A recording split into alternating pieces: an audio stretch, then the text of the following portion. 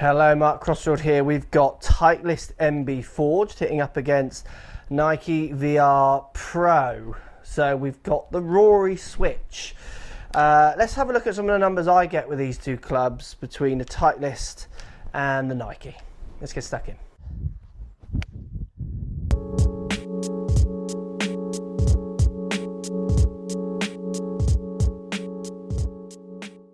So Rory switching clubs, switching brands, going to Nike, loads of talk, loads of fuss, loads of videos, some spoof ones, don't know who made those, but anyway. We've got Titleist MB Forged hitting up with Nike VR Pro. Now both of these two clubs are classic muscle backy blades, just literally a bar across the back.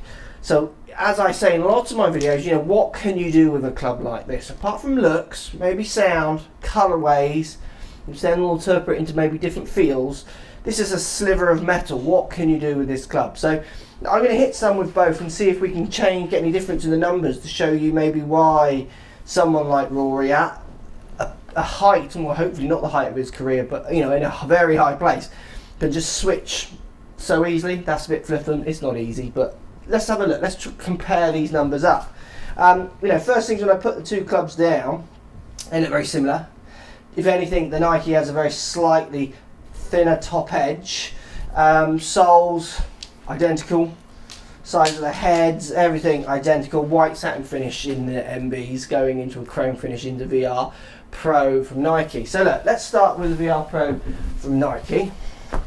We'll hit a few shots and let's just see what the numbers suggest out of the two clubs. I mean, the Nike, definitely the VR Pro here is a fantastic looking blade. So classic, nice, really thin top line. Here we go, let's give the Nike a hit, see how it feels. Everything you'd expect off the blade. So let's get some numbers on this one. We're inside today.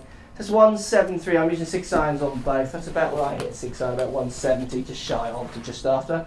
20 launch, 4,500 revs, just over 4.6. Look, you know, this is a classic, beautiful looking blade and not too dissimilar to the old Titleist there. Let's give it another hit. Not a bad hit, maybe didn't get all of that one. Down the middle. 163, you see that one's dropped back, I didn't get all of that one. 19 launch, 4.7 revs. Okay, we'll give it one more hit. We're using real balls indoors, so we are getting a little bit more true data on distance, which I know you guys are always after. Don't worry about my distances, you want to think about your own. I was asking how far the clubs go, that's not the issue so much. Okay, let's give this one more hit. Not a bad strike at all. Slightly right, but take it.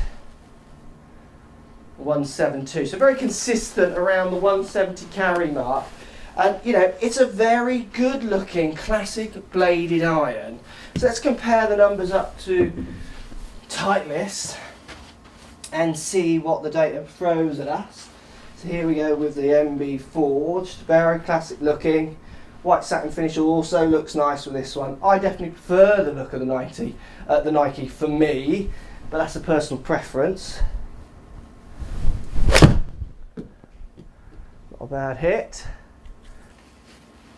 Pretty straight. 167, 21 launch, 4.7 revs. Again, very similar numbers. Let's give it another hit. It's really hard to choose on these on feel. They feel almost identical.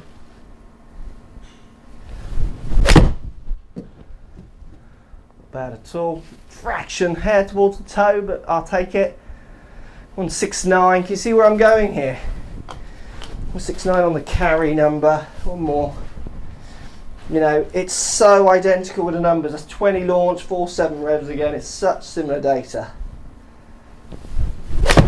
Oh, didn't get all of that.